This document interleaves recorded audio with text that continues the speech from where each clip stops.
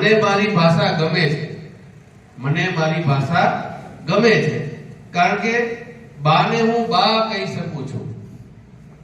અત્યારે તો જો કે મમ્મી કહી છે, પણ હવે એ પણ આગળ આવશે. મને મારી ભાષા ગમે છે કારણ કે બાને હું બા કહી શકું છું.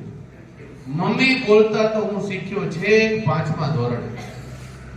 5મા ધોરણમાં પહોંચ્યો ત્યારે મમ્મી બોલતા શીખો. તે દિવસે હું ખૂબ રોબ મારી વાઘ માર્યો હોય એમ મેં મમ્મી કહીને બૂમ પાડી. તે દિવસે ખૂબ રોબથી વાઘ માર્યો હોય તેમ મમ્મી એમ કહીને